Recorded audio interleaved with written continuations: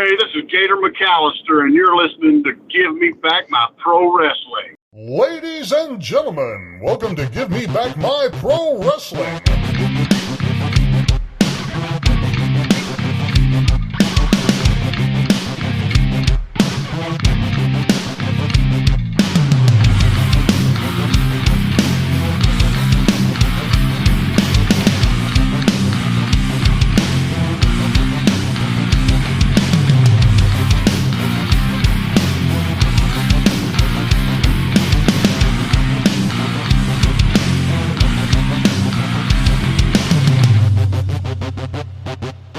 For those who don't know, now you know, baby. This is Hot Rod Biggs, Jared, Jimmy Street. We're going to take them to the limit one more time, baby, right here on Give Me Back My Pro Wrestling.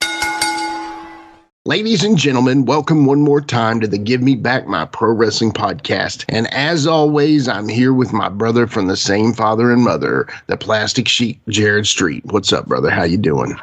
Not much, man. Just living life and working and doing this, man. Just love doing this with you. Yeah. Are you in a repeat cycle sometimes like me, like I feel? Dude, sometimes I feel like life just is like so crammed full of things. I don't know what to, I don't know if I have any time sometimes for myself. Yeah. Like, why do we do this to ourselves? Why do we cram so much stuff in our lives? But then if I didn't, I would just be lazy or something. So, I mean. I know. Probably some of it's to do with the kids and other parts of it's just to do with work and things like that. Yeah, makes sense. It's summertime, so you're going here, going there, stuff like that. So yeah, that's about it, man. That's about it. So anyway, to kind of go in a totally different direction now, we do have a cool guest today, as y'all saw on the promotional posts on our social media platforms, that we have the man, Gator McAlister here. And I just can't wait to hear. I mean, I've been researching his stuff, and honestly, brother's done a lot. I think we're gonna have a fun time with him. I really do. Yeah, man, he's got a great name too, Gator McAlister. I mean, like, I hope we get into more of some of the origins of that name and kind of learn some of that, and ask him about that and see how that came about. But that's an awesome name. That's you don't. Sometimes you get some bland names, but you got something like that. It's pretty awesome. Yeah, I mean, you got names like Hot Rod Biggs. I love that name. Gator McAlister. You know what I'm saying? Like, a lot of these guys have some great names, but when it comes down to it, Gator might be one of the best. Absolutely. It's funny. He's such a good dude, though. That's what's crazy is I just remember every time, he kind of looks like, like he would be gruff or have like a gruff demeanor. But honestly, when you talk to him, he just like smiles and laughs and just has a good time. It's just his exterior. He's actually a really funny, nice guy on the inside. So anyway, Gator's going to be awesome. I can't wait to have him on. I can't wait to talk all about his career. Lots of cool stuff, man. Like, seriously, part of my love of doing what we do is the research on these guys and actually hearing the full story with these dudes, because, man, sometimes you uncover like pearls, or gems. Yeah. There's always something we find out from these guys that, we didn't know. I think it was Quentin was one. He's like, "Do y'all want to know the full truth?" We're like, "Yeah, we don't want to know the full truth." Yeah. We want to hear it. Yeah, plain honest. Yeah. So we always seem to dig up a pearl somehow, and it's not even like kind of like we're even trying for them. They just happen though. So yeah, that's true. It's true. Speaking of past guest episodes, I like the segue there. Yeah, it's nice. So first off, we had Doug Markham. Man, Doug's awesome. He's already passed so many people. If I'm not mistaken, he's like 7th or 8th in the rankings now. So. Wow. Yeah, man. I mean, I knew a lot of the listeners would listen to him. Of course, our normal listeners would listen, but I do believe he pulled in some other people, and that's very appreciative. Thank you, Doug. I know you're listening, brother. Super appreciative of that. Your show's doing great. We're proud to have you on, and really, it means a lot. Yeah, man, it was great when I enjoyed so much talking to Doug, and I was just going to give him a shout out, man. You see him on Facebook. He's sharing our stuff. He shares, and he's supports small businesses a lot. That's awesome. I see on his Facebook, he is always sharing stuff like that. So that's always killer to me when somebody's doing that, because it shows that they're a down home type of guy. And they like to help the little guy, and that's always important. But man, yeah, he's such a good guest, and he had so many good stories, and it was great to hear it. And man, I'm loving the Plunky and Kroll episode, the special episode you had. I hate I couldn't be in on that, but it kind of worked out with timing that I couldn't be in, and it kind of made more sense for it to just be one interviewer instead of two, with them telling the story and everything like that. But yeah, I mean, Kroll doesn't need any other people talking, but no, Kroll had such a story to let out, and I appreciate that you enjoyed that one. Kroll had such a story to say. I mean, it really felt like Plunky and I were interviewing Kroll in a way, and it was, but it was funny because I wanted to hear Plunky's perspective. One of my favorite parts was going back and listening to the Tracy Smothers excerpts when he was talking to Plunky about, hey man, you got to get ready. These guys will eat you alive if you let them, just added such a layer of reality to it that honestly, I think put it over the edge for me. Of course, I'm friends with Plunky, was friends with him at the time. I was pulling for him. I remember it so vividly now how much it was so important and really seemed like a really big thing was happening. And so, it was cool to see that and relive that. Then to hear all the grimy details from what happened and what went on from Kroll kind of finalize the story a bit. It's just, to me, man, I don't know. Yeah. I'm glad that it happened, but it seemed like it took almost more than it was worth in a sense, but that's the beauty of it, is I think when Kroll believes in something, Kroll will fight for it. And that's proof right there. That's proof that he will absolutely fight for it. And yeah, man, I do know right now Kroll's in a bit of a battle for the Nashville, the rights to his building in the Troubadour. He's got that Coastal Championship Wrestling, which is a Florida-based promotion that's coming up to Nashville, and they had a venue and it fell through, and I think they're going to be August 18th, and they're doing a Friday night. Coastal Championship Wrestling booked the same building the 19th, so it's literally 2 nights of wrestling, and they're not related.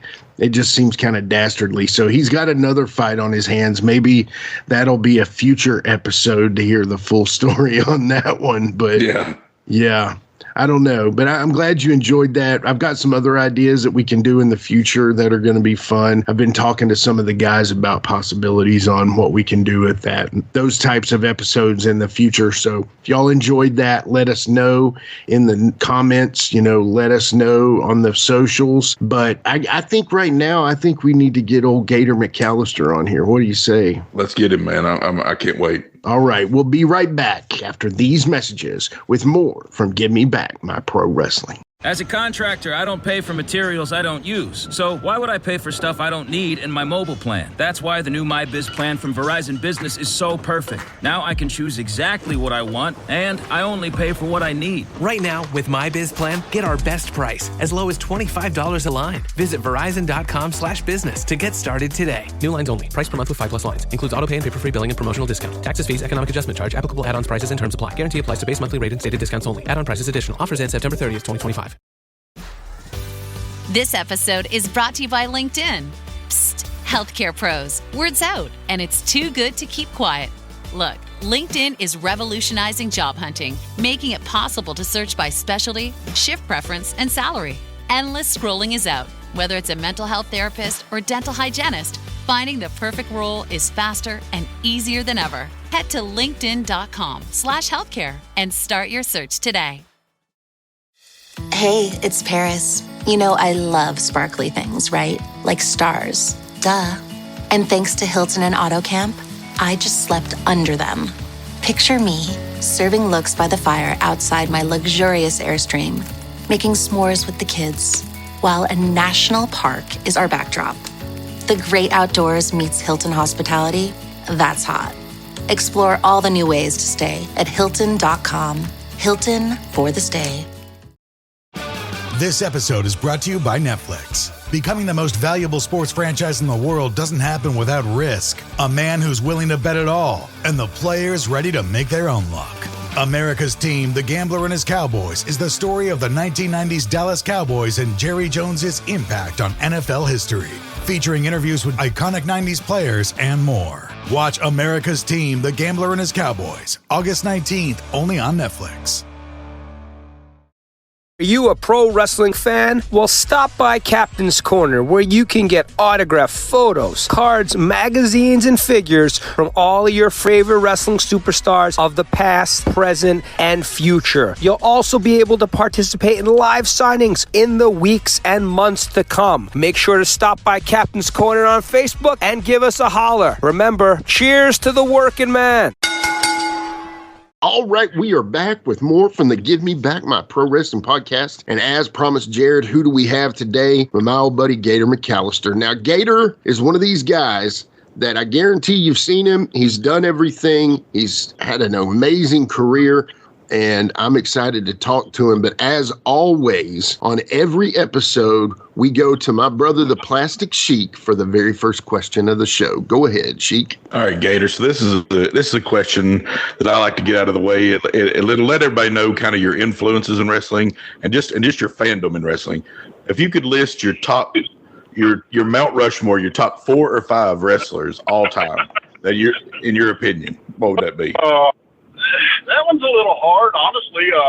I mean, where I grew up on Memphis wrestling. I hadn't even seen or heard of WWF until I was probably 12 years old. So I grew up on Memphis, and I grew up on the old NWA. Yeah. So my Mount Rushmore, my top 4 would be Austin Idol. Yeah. I was a huge Austin Idol fan. Dutch Mantel. Of course. Jerry Lawler. The man. And Ric Flair.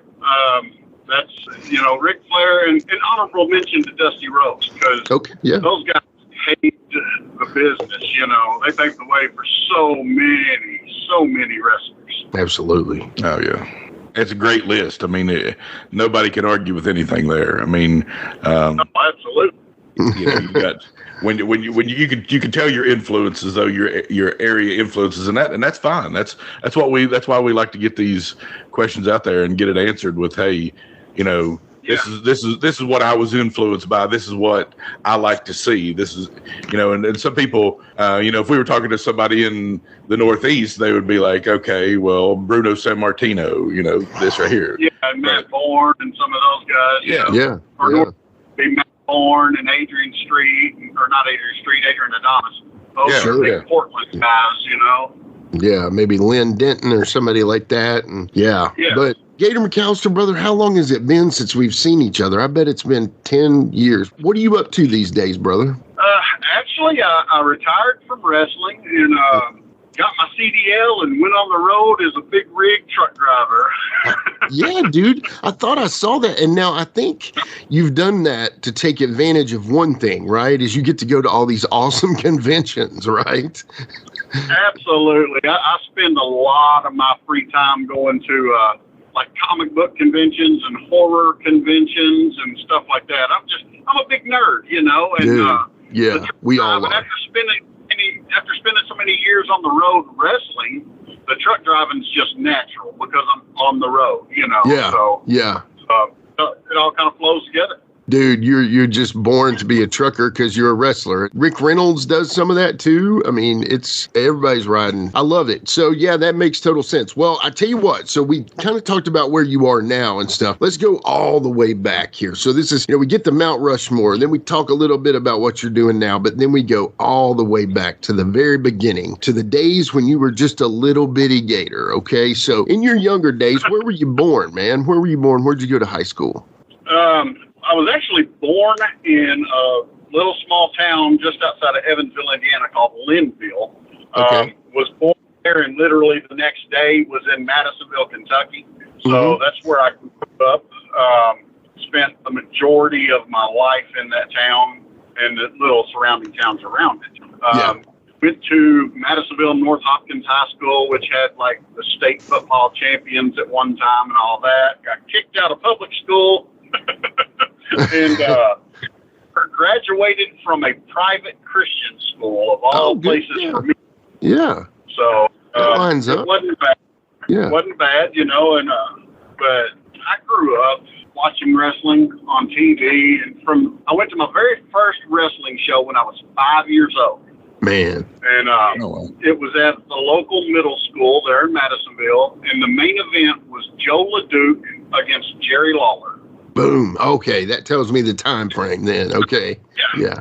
And of course, Joe LeDuc was doing the gimmick back then where he would tie the straps around his arms, pick 10 guys out of the crowd, and have them try to separate his arms, and nobody ever could, you know. Right. But I knew that night that is what I wanted to do with my life. I wanted to become a professional wrestler. I didn't care how. I didn't care where. I just knew that's what I wanted to do. Yeah. Yeah. So would you say like Joe LeDuc was a bit of an influence, or was it more Jerry Lawler? It was more Lawler. Yeah.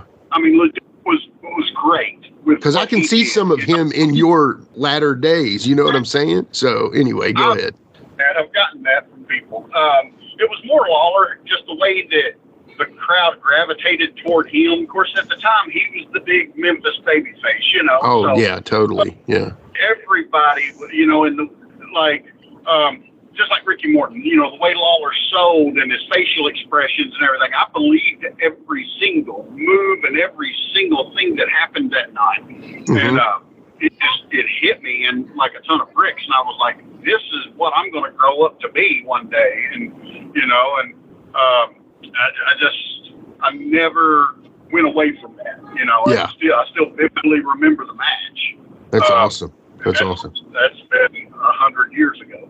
100, maybe at least 100. Yeah, maybe 101. But Jerry Lawler was magic, and that he had that crowd in the palm of his hand every time he went out there, and he's still magic. You know, I definitely consider him one of the greatest of all time, and nobody can argue that with me. You know, I'm an adoptee of Memphis. I grew up the Mid-Atlantic, you know, but honestly, I've loved Memphis as soon as I started watching it. It's just a different kind of vibe. Okay, so you're growing up and you're loving wrestling. Now, who was your influence on liking wrestling? Who let you go watch wrestling?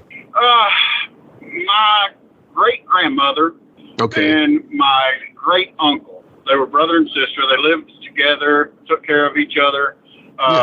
Huge wrestling fans. Okay. So, you know, my mom was a big Michael Hayes fan. Oh, and if it wasn't Michael Hayes, we weren't allowed to watch it. Like, you know, Saturday mornings, I was on my bicycle riding all the way across town to my grandmother and uncle's house, and I'd sit with them. And of course, it was the old school. You didn't stand up and get in front of the TV. You get a cane upside your head, stuff like that. You know? Yep, absolutely. You're blocking the TV, son. Don't get too excited. Exactly. So you said you grew up loving wrestling, and you ended up trained by Dutch Mantell. Am I correct? Yes. So I was the closest town to me that held weekly wrestling was Evansville, Indiana. Yeah. At the old Veterans Coliseum downtown. And of course, that was a big Memphis town. Big Memphis town. So I would go every Wednesday night to Evansville, and started going when I was like 14 years old, riding with friends and stuff. We'd go to Evansville. One night I bought a program, and there was an ad in it that said, have you ever dreamed of becoming a professional wrestler and all this kind of stuff? Send some pictures and a little story about yourself to this P.O. box in Nashville. Yeah. So I did, and a couple weeks later I get a letter back that says, be at the fairgrounds in Nashville, which was the big Jarrett spot, on this particular Tuesday morning at 8 a.m. Don't be late. Bring $50 with you. So I get up early. I go down there, and there's like 15 other guys there, and we're all standing around talking amongst each other. Hey, you know, and then a little red Ford Escort pulls up, and Dutch Mantell steps out of it, and I was like, oh my God, that's Dutch Mantell, because we had no idea who was going to be there. I thought maybe it was Jarrett going to do something with us. Sure, because that was consistent. And, yeah. And so Dutch gets out, and he walks up, introduces himself to all of us, asks all of us if we had our money, sticks his hand out. We all placed money in his hand. He goes, all right, guys, you see the racetrack down there? Yep. You see that point over there? Yep. He said, start running, and I'll tell you when to stop. And he ran us around that entire parking lot of the fairgrounds until God. all of us were falling out, throwing up. Yeah. Like, literally. And then he's like, all right, guys, y'all are all sick to your stomachs. You're done for the day. Be back Thursday morning, 8 o'clock. Bring me another $50. I'm like, oh, I see where this is going already, you know? And, yeah. So Did he Thursday cut morning, anybody that day? Did he cut anybody the first day? No, he didn't cut anybody. Okay. Thursday morning rolled around, and it was me and one other guy showed up. Yeah. No one else showed back up. Yeah. Dutch says, all right, give me your money, start running. Same lap that you did last time. So me and the guy start running. And we run for about 30 minutes. We start throwing up. Then Dutch has us doing Hindu squats and all of this. The whole time outside it, you know, and it was hot. It wasn't overly hot, but it was hot. So Dutch says, all right, we're done for the day. Be back Tuesday morning, 8 o'clock. I was the only one that showed back up. Dutch goes, now that we weeded out the ones that aren't serious, we can start. And that's when we went into the building and started the training, you know? Dude, that's magic. Now think about how smart Dutch is, okay? First off, here's Dutch, obviously legendary pro wrestler, okay? Comes with a great reputation of training wrestlers, and most guys would stretch the guys immediately, you know, and get them in the ring, stretch them, you know, weed them out that way. No, Dutch is so smart, he didn't even touch y'all. He made you run, Hindu squats, and pay $50. That's how he got rid of the guys that didn't want to do it. That's another level of Dutch's genius, you know? Yeah, and I say all the time that Dutch and Jimmy Cornette are probably the two greatest minds in the wrestling industry, period, bar none. Wouldn't argue that a bit. Yeah. And a lot of people dispute it a little bit. Dutch is probably the greatest booker to ever be in the business. And, I mean, you know, everybody says Dusty was. I think Dutch was. Yeah. But, I mean, we can argue that if need be, but I really don't want to. I think you're right, man. I'm going to go with Dutch on that too, because I mean Dusty kind of turned one trick pony a little bit in the end. You know, that's the problem with guys; they start to run out of ideas. You know, but yeah, and again, I won't argue because I think Dutch. I think you're probably right on that. So Gator, what was your after all this training and everything? What was your first match? My very first match was against a guy named Kokla Khan, Jerry Adonis. He worked in Memphis off and on. He did like the Green Shadow gimmick in Memphis and all of that kind of stuff. We were in Bowling Green, Kentucky for Dale TNT Mann, who is an old-timer, old-school guy, but he's a promoter. Yep. And I was showing up and helping set up the ring and all this kind of stuff. I was paying my dues. Right. And had no clue that I was going to work that night. Yeah. And somebody didn't show up. Terry went to Dale and said, hey, I've got this kid. You know, I've been working with him a little bit, and let me work him. So they come to me and was like, hey, you're going to work tonight. Get dressed. And I was terrified, scared to death. I mean, I was a kid, you know. Dutch broke me in when I was 15 years old. So Okay. Wow. I was still a kid. Lied to the athletic commission so that I could get a license to wrestle in the state of Kentucky.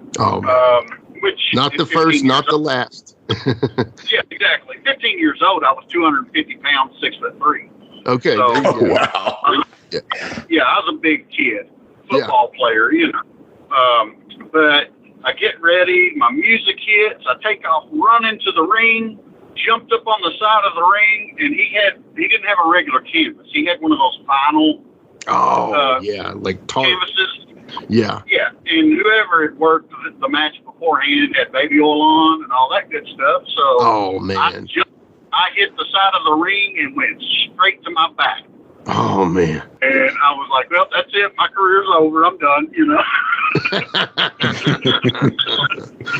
Oh man.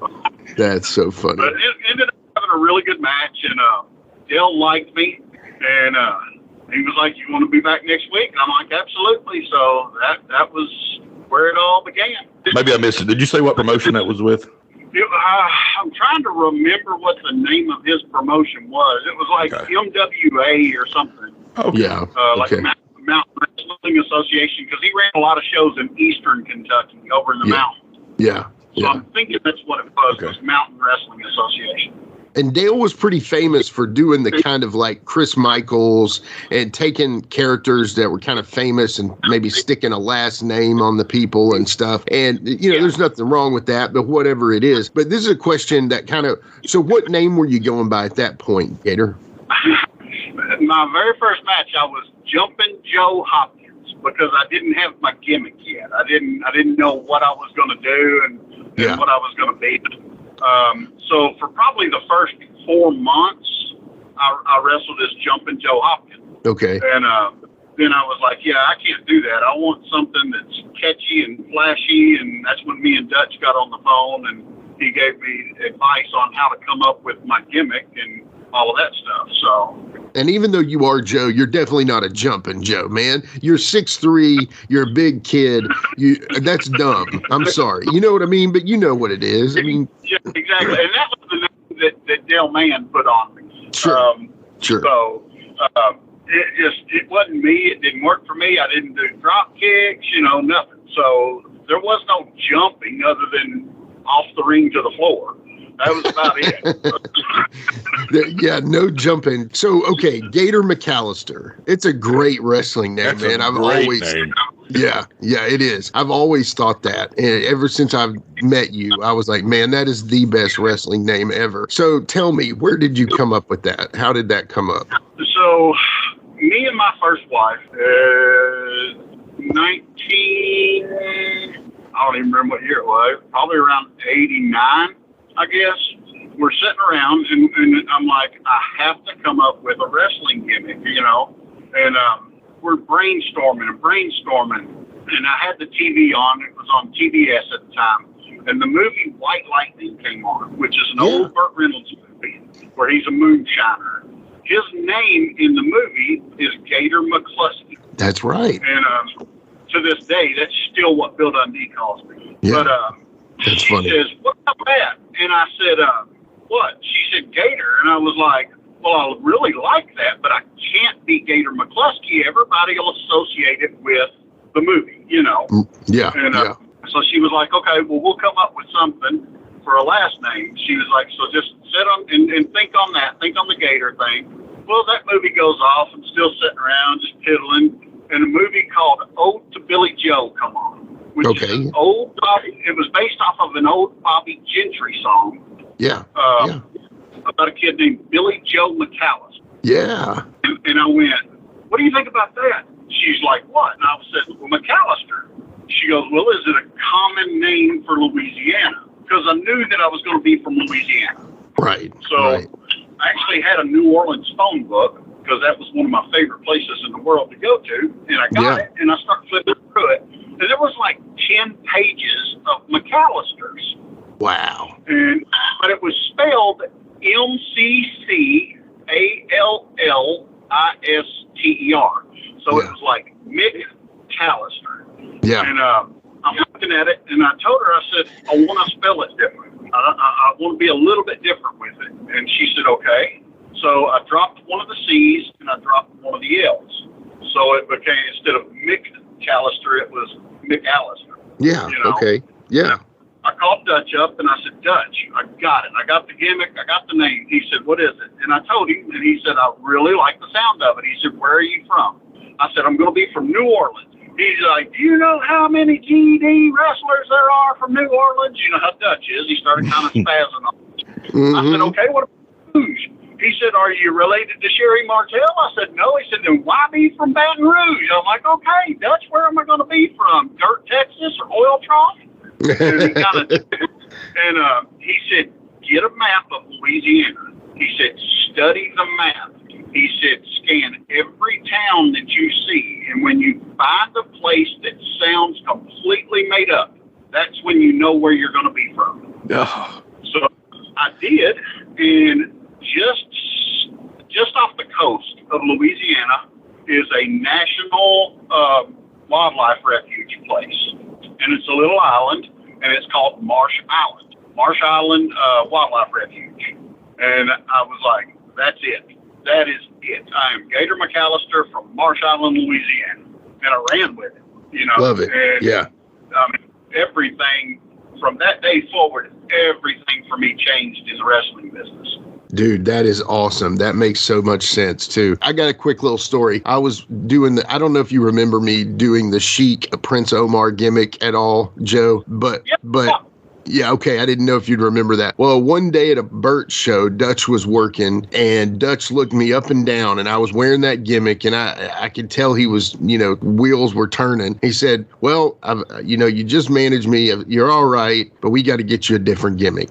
There's not much going there with a Caucasian Middle Easterner. So he actually didn't come up with a new gimmick for me, but he pushed me in that direction to just drop the gimmick and be myself. So anyway, got to give Dutch is, like you said, he's one of the smartest guys in the business and has a great mind. Yeah, absolutely. Promotional consideration paid for by the following. Make your next move with American Express Business Platinum. Earn 5 times membership rewards points on flights and prepaid hotels booked on AmexTravel.com. And with a welcome offer of 150,000 points after you spend $20,000 on purchases on the card within your first 3 months of membership, your business can soar to new heights. Terms apply. Learn more at americanexpress.com/business-platinum. Amex Business Platinum. Built for business by American Express. Are you a forward thinker? Then you need an HR and finance platform that thinks like you do. Workday is the AI platform that helps propel your organization, your workforce, and your industry into the future. Workday, moving business forever forward. Ladies and gentlemen, welcome to Give Me Back My Pro Wrestling, the podcast that's based on the old school but can still help you find the good stuff from today.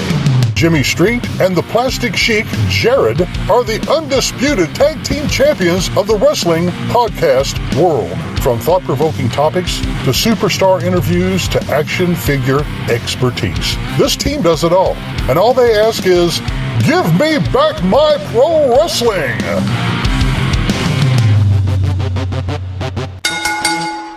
Every other Thursday, wherever you listen to podcasts. This episode is brought to you by Buick. Buick certified service technicians are factory trained to fit your vehicle with the tires specifically developed for it. And with our tire price match guarantee, you get the best fit for the best deal. Buick, exceptional by design. Available on select eligible tire brands at participating dealers only. Offer ends 12/31/2025. Terms apply. See dealer for complete details. Visit Buick.com/service to learn more. Brooks Running reminds us that we're all powered by something. Whether it's the me-time energy of a run after a day at the office, the electrifying energy of your first marathon, or the infectious energy of a group run with your friends. No matter what energy powers you, Brooks has gear specifically designed to unleash it. So lace up and let it out. Let's run there. Visit brooksrunning.com today to learn more. So I was doing my research, and this is crazy, man. So we are from a little town called Lebanon, Virginia, probably like 3,000 population tops. It's real close to Bristol, Virginia, Bristol, Tennessee, whatever you want to call it. But you actually worked at a high school in Oakwood, Virginia. It's Garden High School, and you worked for Smoky Mountain there. Now, again, I don't want to go too far into that, but why don't you lead us up to going to Smoky Mountain, if you don't mind? That was all Dutch. I knew about Smoky Mountain. Yeah. And they did a big show in Knoxville called Fire on the Mountain. Oh yeah. Yeah. And it was it wasn't pre-pay-per-view, but if they would have done pay-per-view, that would have been Smoky Mountain's WrestleMania. Yeah. Yep. Exactly. Where Smoky Mountain was run by Jim Cornette and had the Armstrongs and the Rock and Roll and everybody there. Well, Dutch had started a deal that he was doing called Ring of Dreams. And what it was, you could just take normal people, give them a crash course in wrestling for like 2 weeks, and then guaranteed them like a dark match, if you will. Mm-hmm. So we had this professor from like New England somewhere. Like the guy was a professor at a big university up there, and he wanted to do it. It had been a dream of his, but he wasn't a big guy, little scrawny fella, So Dutch brought him to my wrestling school that I was actually had at the time, and we crash coursed him enough to get him through like a 6-minute match. And Dutch says, okay, you need to come with me, talking to me, to Fire on the Mountain. I said, why? He said, because that's where we're going to do this match. I'm like, are you serious? He goes, yeah. I'm like, okay, you know. So we go and we do this match, and all of the boys come out of the back. Jimmy Cornette comes out of the back. At that time, Taz was working for Cornette at Smoky Mountain. Road Dogg was under a mask, you know. All those guys were there. So everybody comes out and watches this match, sees the bumps that I'm taking and how I'm feeding this guy and making him shine, you know. And it was recorded for him. And we get done, we go towards the dressing room, and they wouldn't let us go into the actual dressing room where the boys were. Well, all of them started coming over talking to me. And Cornette comes over to me, and he goes, you did good, kid. And I was like, well, thank you, Mr. Cornette, you know. And he goes, interested in doing some TV shots for me. And I'm like, done. You just tell me when and where I'll be there, you know. And so that's how it came about. And then, like, I rode with Dutch quite a bit, doing Smoky Mountain towns, working with guys like Tracy Smothers, working with Ron and Don Harris, Chris Candido, Brian Lee, Killer Kyle. Got to work with all of the James boys, Brad, Brian, and with Armstrongs. I worked with all of them. You know, it was fun. Ended up doing several shows for Cornette that weren't televised. Okay. I think I did 4 or 5 televised, and then did like a bunch of the spot shows for him. Yeah. Well, this one specifically was in Oakwood, Virginia, at Garden High School, which is so close to us. We could basically spit and it would land there. And of course, you worked 3 matches in one day, it appears. Killer Kyle, Bruise Brothers, and Tracy Smothers. How was it working 3 matches in one day? We spread it out. Sure. The Tracy match was the very first match that I worked. And it was the very first match of the night. So me and Tracy kind of set the pace. Then it was probably an hour and a half before I went back out. When I went back out, it was a tag match against Ron and Don Harris. Which is intelligent because that gives you some more rest, and you don't have to work the full match. Yeah. Right, exactly. And then the third match is when they were doing the Beat the Champ gimmick there, and Killer Kyle was the champion at the time for the Beat the Champ thing, and they drew my name out of the hat, so I had to go out and work him. And out of the 3 matches, I love Tracy Smothers, one of the best in-ring guys that I've ever been in the ring with. But of all of those matches, the match that I had with Killer Kyle was my favorite, and it was because he actually gave me a little shine. Oh, okay. Got it. Tracy, I was just out there to make Tracy look good. And of course, Ron and Don, nobody got any kind of shine with Ron and Don. It was like, you showed how well you can sell with them. That's your shine with them. Exactly. And like Killer Kyle, his gimmick was he was like this mafioso hitman type guy, carried the violin case ring and all of that stuff. And Mark was just so cool. He was so nice to me. He was like, who broke you? And I was like, Dutch. He goes, oh, well, we're going out and have a good match then. And that was it. And he went out and let me get my shine in on him, and then he cut me off and took it home. And so it meant a lot. And then me and him ended up getting together later, a few years later in WCW. And actually traveled together. That's awesome. Yeah. Now, with that being said, how much longer did you spend working Smoky Mountain, or did it kind of end there for you there? It pretty well did. It wasn't long after that. Dutch went back to Puerto Rico, and Smoky closed up. So I went to work for Memphis after the Smoky Mountain thing. Yeah. And I wasn't doing Memphis TV, but they put me on all of the house shows. Yeah. So. And this is USWA at the time, of course. Yeah. So. Yeah. It was USWA, which I was working for Byrd Prentice, and Byrd is the one that got me in the door with Memphis. Introduced me to Randy Hales and Guy Coffey and all of them. And then I was working a lot of Memphis guys on Byrd's shows, Brian Christopher, Jerry Lawler, and all of them. So yeah, it really Byrd opened up a lot of doors for me. Gotcha. That's awesome. Gator, did I see that you'd worked in Puerto Rico some? And I would maybe assume that was with Dutch. Yes. That Dutch was booking in Puerto Rico, and he called me up one night, and out of the blue, and he was like, "Man, I need some familiar faces over here." He said, "You want to come over and work?" And I'm like, "Done." You know what I'm doing? And he's like, "Well, can't guarantee you any kind of major money and all this and all that." He's like, "But you'll be over here. It'll be a good experience for you." You know, I was like 21, 22 at the time. I'm like, "Yeah, you know, I'm down." So went to Puerto Rico. That's where I met Glenn Jacobs. Worked him for the very first time. Wow. Which I was scared to death working with him. He's a monster, you know. Yeah, of one of course. the nicest, gentlest guys I've ever been in the ring with. And I got to meet and work with Eddie Gilbert.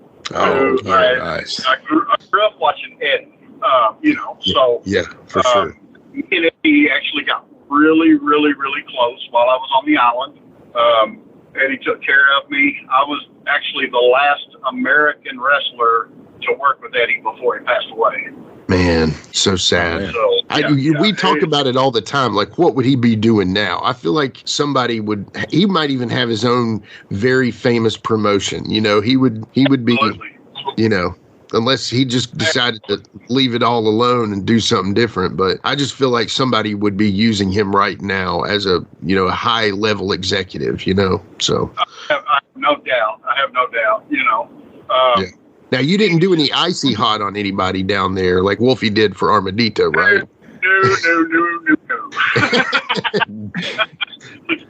No, I couldn't do all that. I was too scared, you know. My first night at one of the shows, Dutch tells me, he's like, "You're going to be a babyface. I don't want to put this much heat on you as a heel." I said, "Okay." So he's like, "Your dressing room's over there." I'm like, "Okay." I go over, and I go into the dressing room, and there's like 10 guys in there. I go in, I say hello to everybody. I sit down, and everybody gets up and walks out of the dressing room except for Invader. Gotcha. Anybody that knows anything about the wrestling business knows who Invader is. Right. And so I'm, in my mind, in my adolescent mind, I'm thinking, this is the guy that killed Bruiser Brody. He doesn't like Americans. He's going to kill me. And it wasn't that long ago. You know. Exactly. And so I'm terrified, and he gets up, and he's got this weird look in his eyes, and I'm thinking, here we go. You know, I have no knife on me. I have no gun, nothing. I'm just going to take Bruiser this. Brody, you know. Yeah. And he comes over, sticks his hand out, introduces himself to me, sits down beside me, and we had a hell of a conversation. He talked about when he wrestled in the States. He knew exactly where I was from. Ended up being a really nice guy. I'm not sure what happened with him and Brody. I wasn't there, so I can't speak on it. But he treated me very well and with a lot of respect while I was on the island. So yeah. And with me and Jared, you'll never find two bigger Bruiser Brody fans. I mean, honestly, we love him, but we know that he can be hard-headed. We know that, you know. Yeah, absolutely. And nobody knows truly what happened. I mean, honestly, nobody. I mean, I know Dutch knows a lot of it. I know Tony Falk was there. I know Abdullah was there. I know Tony Atlas. I know all these guys knew a little bit about the deal, and probably more than anybody has ever let on. But when it comes down to it, nobody actually knows what happened in that locker room. But, you know, that's impressive. I would say that 2 people know, and that was Brody and Invader, and one of them can't talk about it. One of them can't, and the other one won't, you know, so. Right. Yeah. Exactly. Yeah. So how long were you in Puerto Rico? I was in Puerto Rico for a couple months. I flew back a few times, and then, you know, over that couple-month period there, I was kind of flying back and forth, taking care of things in Kentucky and all of that. But it was fun. It was a really good learning experience. The first time I'd ever worked a show where we had to call in riot squads to get the boys out of the building. Holy cow. I mean, it was wild. Very wild over there. Yeah. Now, what was the famous hotel that everybody stayed at, or motel, or whatever it was called? Do you remember the name? I cannot remember the name of it. I've heard it a million times. Yeah, if I was Byrd, I'd be like, that's it, that's the name, but I can't think of it. Too many concussions. It's really close to the airport. It was like a block away from a Denny's where we all went to eat, and across the street from the Denny's was a bird fighting arena, a cockfighting arena. Across the street from the Denny's. And I asked Dutch one time, I said, hey, let's go to the chicken fights. He was like, no, we're not going to no chicken fights neither. They will kill us in there. I'm like, okay, never mind, you know. Don't want to die. Let's don't. Yeah. But I mean, you know, I'm sorry, you grew up in Kentucky. We grew up in Southwest Virginia. Chicken fighting's a real popular thing, man. You know, we won't name names, guys, but, you know, may or may not have seen it ourselves. Let's just say that. We'll go with that. Exactly. That's right. Anyway, I remember the first time my brother and I saw it. It was just like, holy crap, man. Yeah. Wow, yeah. This is crazy. Yeah. But we're not going to admit any more than anything else. So, okay, you come back from Puerto Rico, and now I know you'd worked in USWA prior to Puerto Rico, but you actually come back and you actually worked for Colorado Kids. So Bert was your connection. So you took the time to go to Puerto Rico, and then you come back and work USWA. Is that correct as well? So you go back to Memphis? Yes.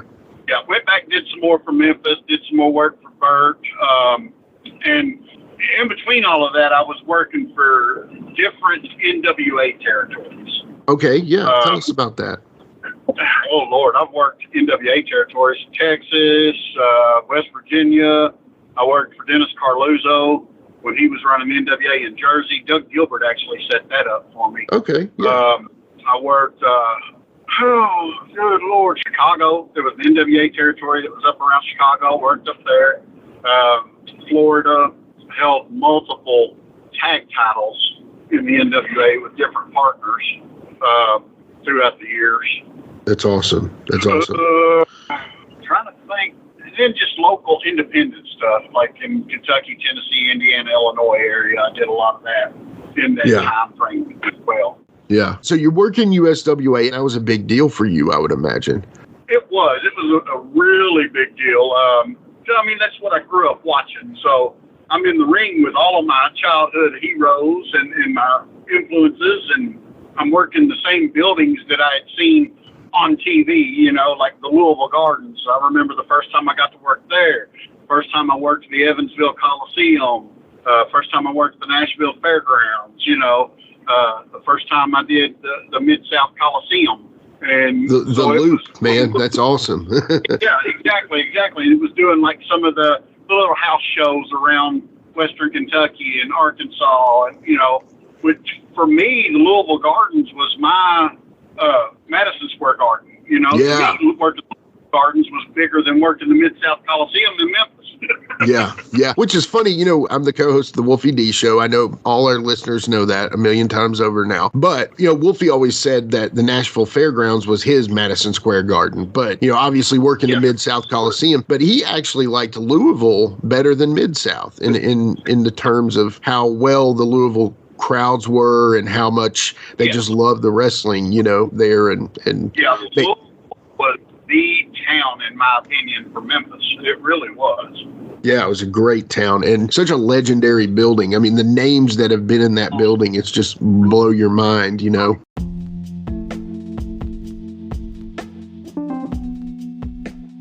And now a word from our sponsor. With a major selection of the looks your kiddos love, starting at just $4 in the Walmart app, a new school year means a stylish new them. Who knew? Find skater skirts and Crocs that say, I'm casual but cool. Sparkly sneakers that say, it's my classroom, you're just learning in it. And preppy polos that say, I'm the teacher's pet, even if they're mommy's menace at home. Find their favorite styles starting at just $4 in the app. The Walmart you thought you knew is now new. Got some good news for your ears. More of that good stuff is coming up. And even better news for your hair. The best hair care is at Sephora. They've got all kinds of products for every kind of hair. From brands like Amika, Kerastase, Day, and K18. You knew where to get great audio. Now, you know where to get great hair care, too. Sephora. Good news for great hair. Shop hair care now at Sephora.com. This episode is brought to you by Nespresso Virtuo coffee machines. Ready to enjoy the bold flavors of barista-quality Nespresso iced coffee at home? Simply fill a glass with ice and press the brew button on your Virtuo pop machine to enjoy rich double espressos roasted to stand up even when chilled. Refreshingly bold iced coffee. Refreshingly easy to make at home. Visit Nespresso.com to shop now. This is Kroll, and you're listening to Give Me Back My Pro Wrestling with Jimmy Street and Jared the Plastic Sheik. Be sure to like, subscribe, and view all of our USWO and Saw Wrestling content at Nashville Wrestling Network, exclusively on YouTube.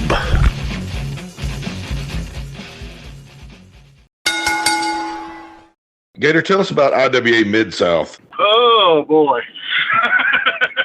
Oh, boy.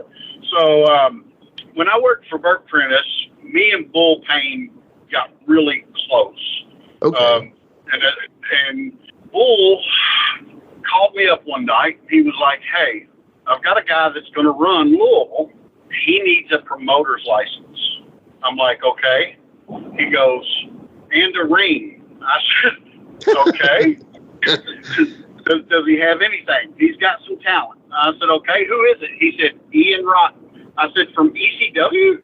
He goes, yeah. He said, he's actually got a ring. He said, but something fell through for tonight, and he can't get the ring. Can you bring your ring and let him, act like you're the promoter for this show? And I was like, I guess what's the payoff on it, because written my ring, plus he's using my promoter's license, and am I going to be booked on the show? Yeah, you're going to work. I said, okay. So we work out a deal. I go up, I meet Ian Rotten, and he told me that night, a guy named Mike Golden, who him and his dad built wrestling rings for a lot of Tennessee and Kentucky, West Virginia and Virginia promotions. They built really good steel rings. And he did like the big cowboy gimmick. So me and him work, and we get done, go to the back.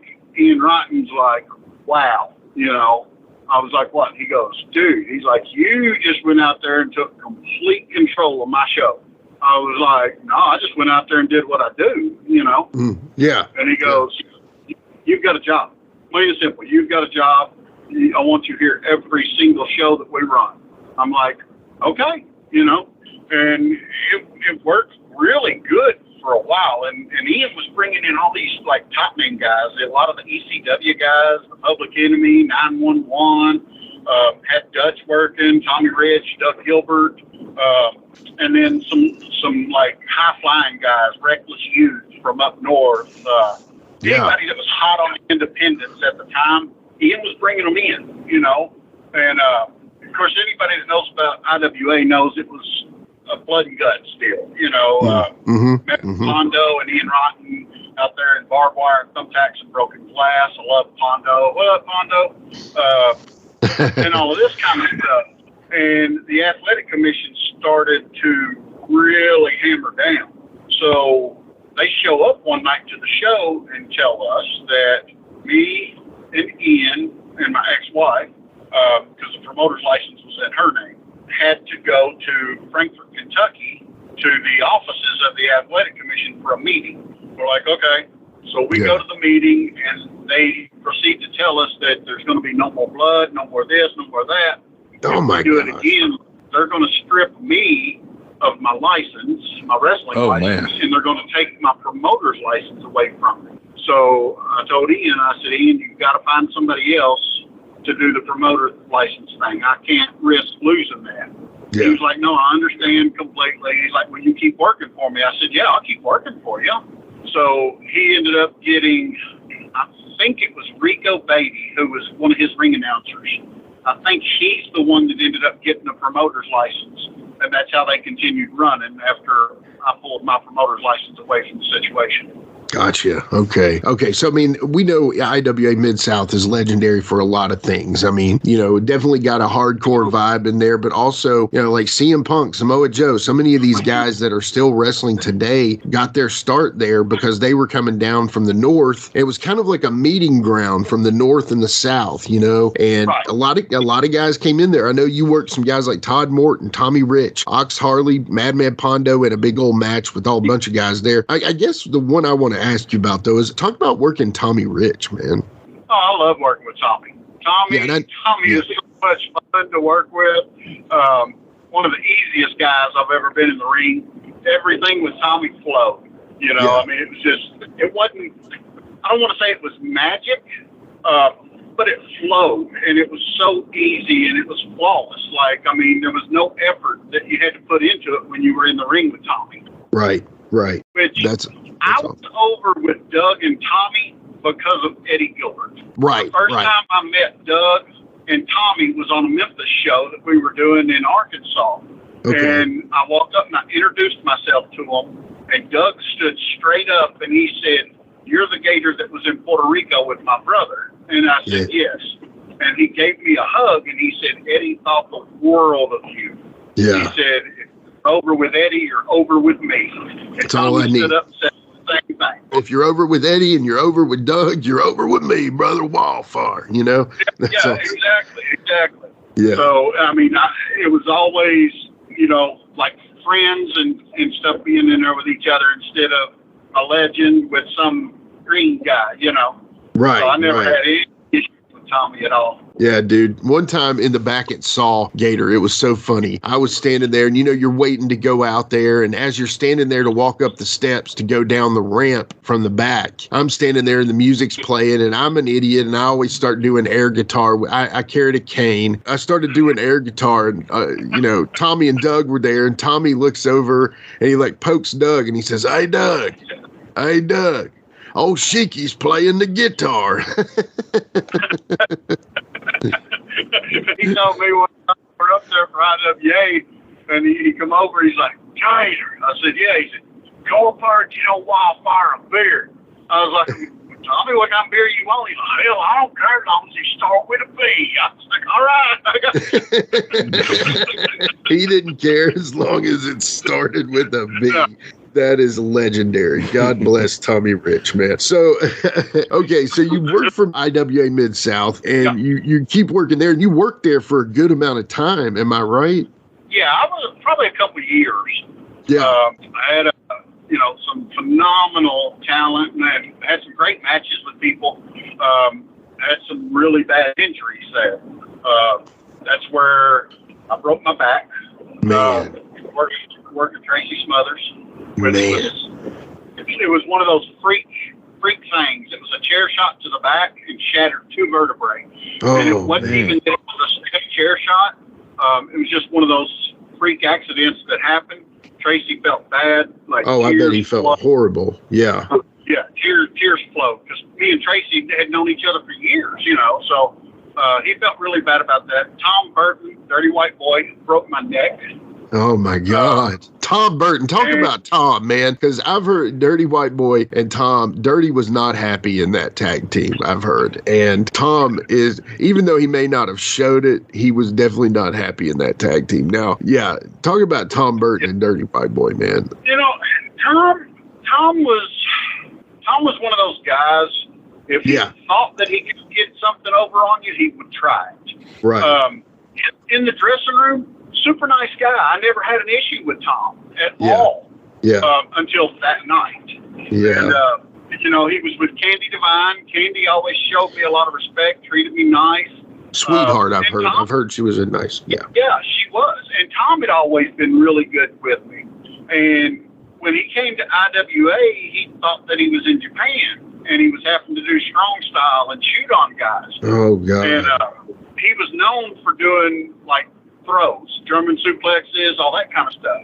Right. Well, I was hurt from the week before in IWA, and I told him, I said, "Tom, we'll do anything you want to do."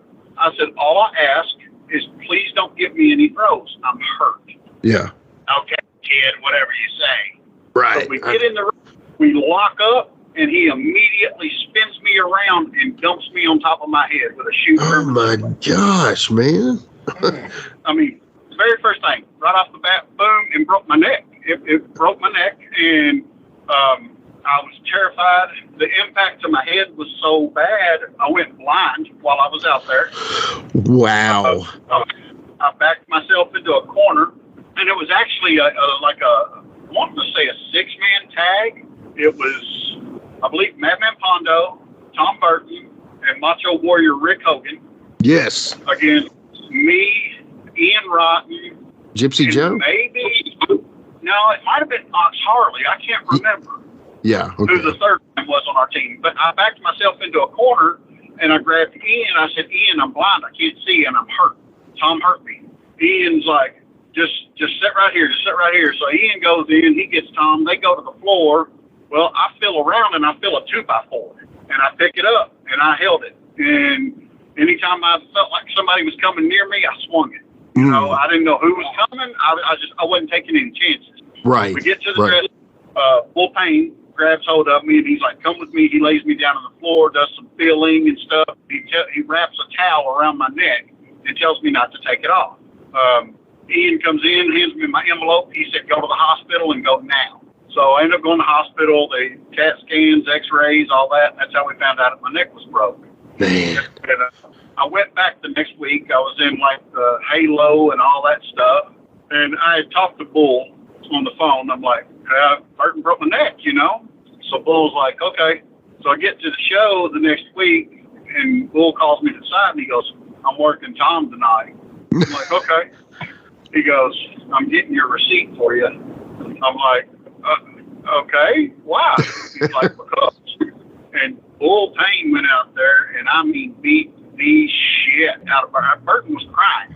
Bull beat his ass so bad, Burton was crying. Oh, and, what you do that to me for, Bull, man? Yeah. And I worked Tom a couple times after that and never felt anything he did. And I guess it was because he figured if he tried shooting on me again, that he'd have to deal with Bull, you know? Yeah. Man, how long did it take you to heal from that? So my back, I was back in the ring in a month. Okay. My neck, I was out for 3 months and went back against doctor's orders, but I couldn't take it no more. I had to get back in the ring. Yeah, right, of course. That's right, it's the talk of Middle Tennessee, the channel you love to hate and the channel you hate to love. It's Brian Turner from Brian Turner's VHS Rehab. And if you're looking for matches from Wolfie D to Jerry Lawler to Dusty Rhodes and the team that put a pimp before your eyes and a goatee between your thighs, Booty Call and Athena, go to lostwrestling.com. See, I made it easy for you. Brian Turner's VHS Rehab. Booyah. Hi, this is Mike Needham, host of the Reckless Abandon podcast with Mike Needham. We invite you to jump on your favorite podcast platform and search for the Reckless Abandon podcast and give us a listen. I'm sometimes joined by a part-time podcaster, part-time co-host, and full-time wife, Tiffany Nicole. We talk wrestling, we talk pop culture, we talk local events, local happenings in West Tennessee, and a ton of other stuff. But be sure to check out the Reckless Abandon podcast. Find us on Facebook. Also, look up the Microgroup Podcasting family on Facebook and see some of our other podcasts we have out there. Until next time, make good choices and always remember, no dollar, no dice.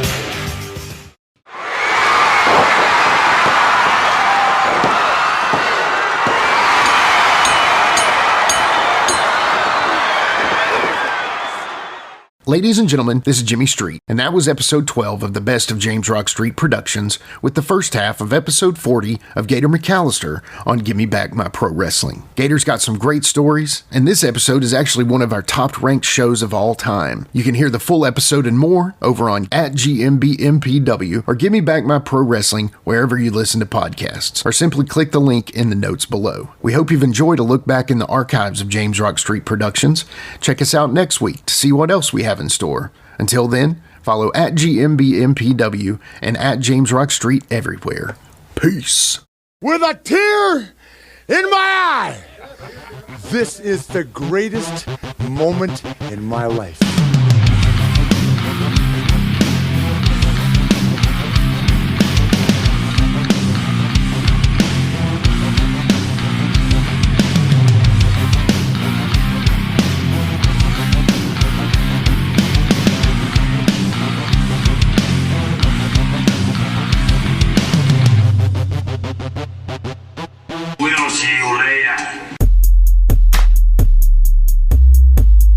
This has been a James Rock Street production.